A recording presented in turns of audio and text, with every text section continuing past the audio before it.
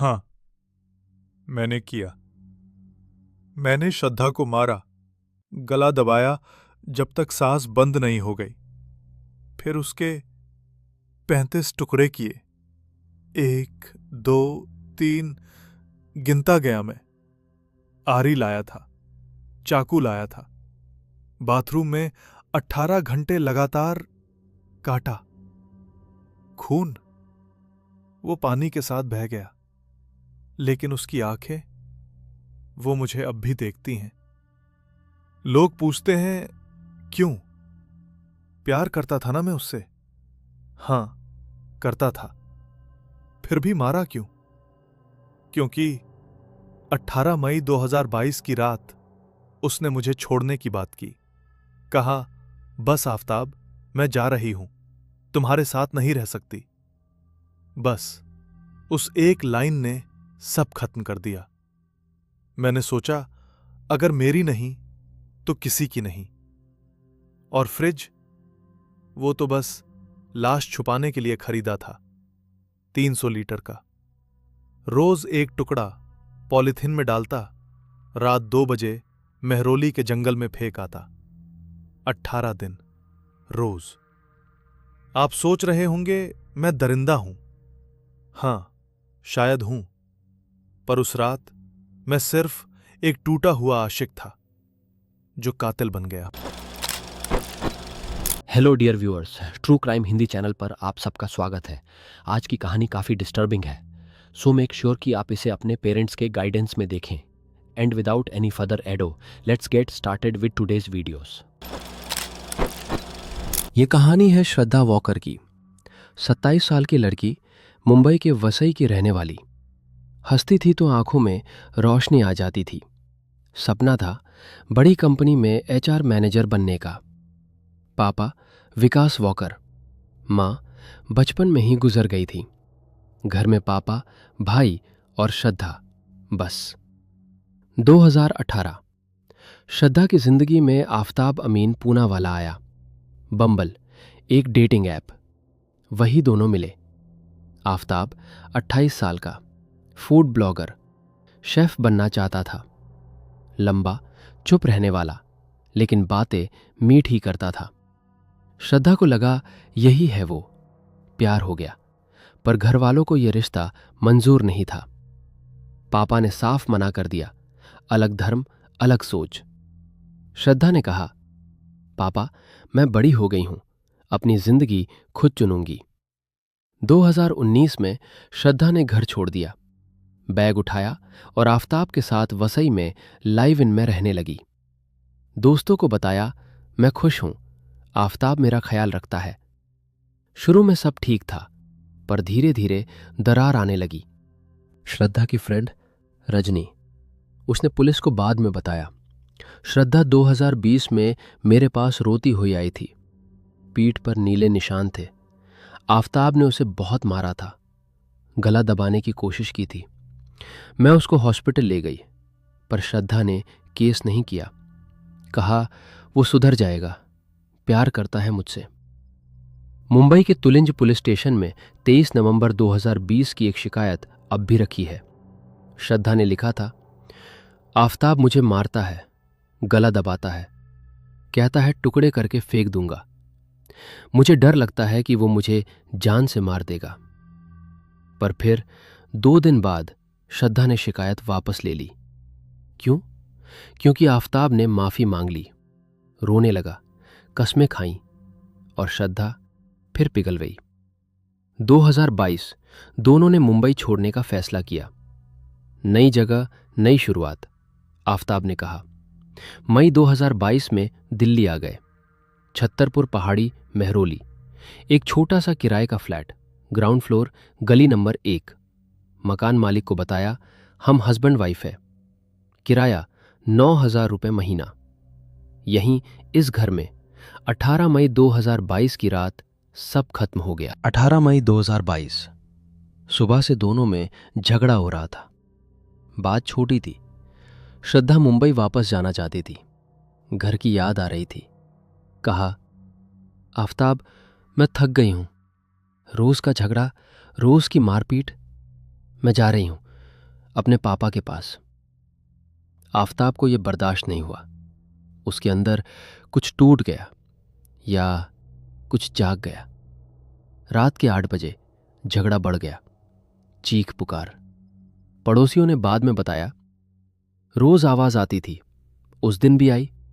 फिर अचानक सब शांत हो गया। पुलिस की चार्जशीट कहती है, रात 9 से 10 बजे के बीच आफताब ने श्रद्धा का गला दबाया 10 से 15 मिनट तक, जब तक श्रद्धा की सांस हमेशा के लिए बंद नहीं हो गई। श्रद्धा गिर गई जमीन पर बेजान। आफताब 40 मिनट तक उसकी लाश के पास बैठा रहा, हिलता नहीं, रोता नहीं, बस देखता रहा। फिर उठा, फोन उठाया, गूगल पर सर्च किया, खून कैसे साफ करे, इंसान की बॉडी काटने में कितना टाइम लगता है, ये सब उसके फोन की हिस्ट्री में मिला। आधी रात को वो बाहर गया, पास की दुकान से 300 लीटर का डबल डोर फ्रिज खरीदा, 23,000 का, साथ में आरी, चाकू, पॉलीथिन, ब्लीच, अगरबत्ती। घर आया, बाथरूम का दरवाजा बंद किया और शुरू किया। 18 घंटे, एक एक करके 35 टुकड़े। बाद में उसने पुलिस को बताया, वेब सीरीज डेक्स्टर देखी थी, वहीं से आइडिया आया। 19 मई की सुबह श्रद्धा के 35 टुकड़े फ्रिज में थे। सिर, धड़, हाथ, पैर अलग अलग पॉलीथिन में। आफताब ने फ्रिज ऑन किया, टेम्परेचर सबसे कम पर सेट किया ताकि बदबू ना आए। अब शुरू हुआ 18 दिन का खेल। रोज रात 2 बजे आफताब एक टुकड़ा निकालता, पॉलीथिन में डालता, पीठ पर बैग लटकाता और मेहरौली के जंगल में चल देता।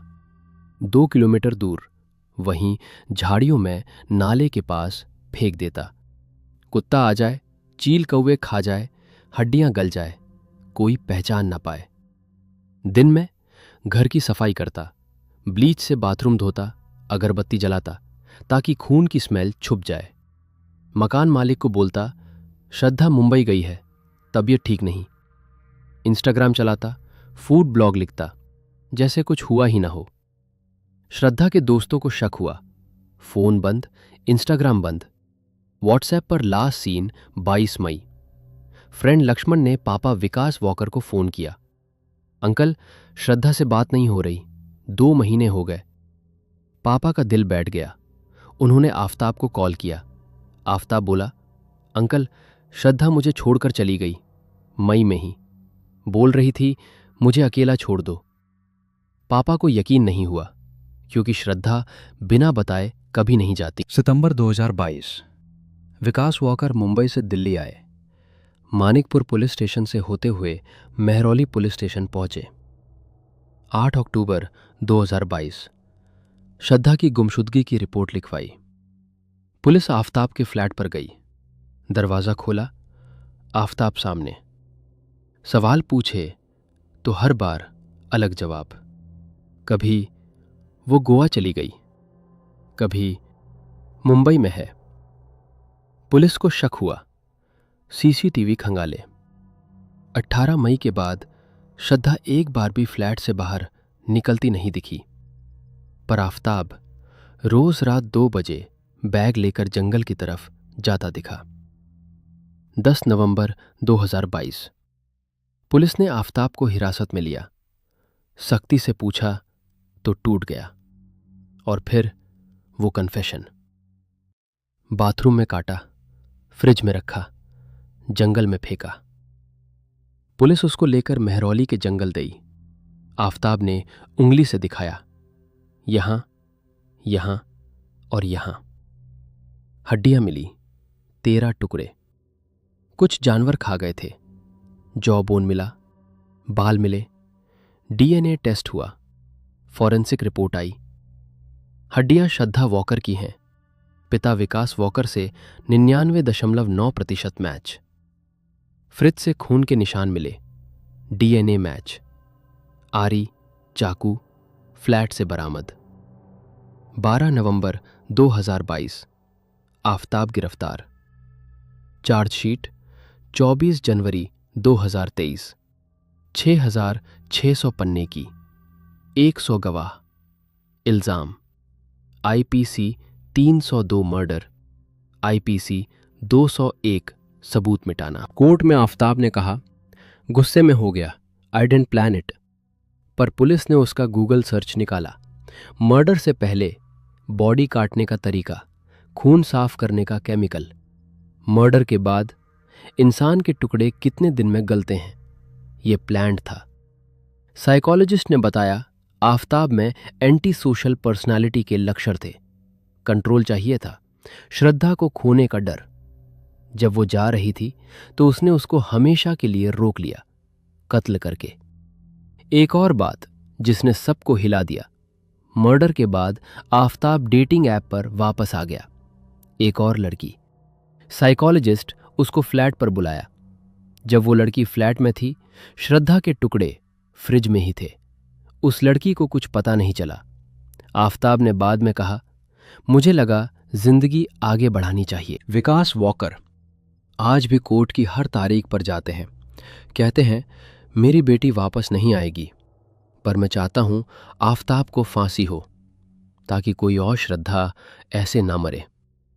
आंखों में आंसू नहीं, पत्थर सा दर्द है। काश उस दिन मैं उसे रोक लेता, काश वो घर वापस आ जाती। ये केस सिर्फ कत्ल का नहीं था, ये था टॉक्सिक रिलेशनशिप का, ये था वो सुधर जाएगा वाली सोच का, ये था लिव इन के खतरों का, ये था उस खामोशी का जो लड़कियां मारपीट के बाद ओढ़ लेती हैं। श्रद्धा ने 2020 में शिकायत की थी। अगर उस दिन पुलिस एक्शन लेती, शायद आज श्रद्धा जिंदा होती। अगर उस दिन श्रद्धा शिकायत वापस न लेती, शायद। आफताब ने 35 टुकड़े किए, पर समाज ने कितने टुकड़े किए? पहला, जब कहा लिव इन में थी तो यही होना था। दूसरा, जब पूछा घर से भागी क्यों थी। तीसरा, जब कहा एक लड़के के लिए माँ बाप छोड़ दिए। सवाल श्रद्धा से नहीं, सवाल आफताब से। सवाल उस सोच से जो कहती है, अगर मेरी नहीं तो किसी की नहीं। श्रद्धा की आखिरी कॉल पापा को नहीं लगी, दोस्त को नहीं लगी, पुलिस को नहीं लगी, लगी तो मौत को। 18 मई 2022 छत्तरपुर पहाड़ी का वो फ्लैट एक कब्र बन गया और 300 लीटर का फ्रिज एक ताबूत। ये कहानी खत्म हुई, पर सवाल अभी बाकी है। क्या आपकी जिंदगी में कोई श्रद्धा है जो चुप है? सुन लीजिए, कहीं देर ना हो जाए। मैं उम्मीद करता हूं कि आपको आज की क्राइम डॉक्यूमेंट्री पसंद आई होगी। And if you did, then make sure to like, share and comment under this video and feel free to subscribe to my channel. Until then, keep watching True Crime Hindi.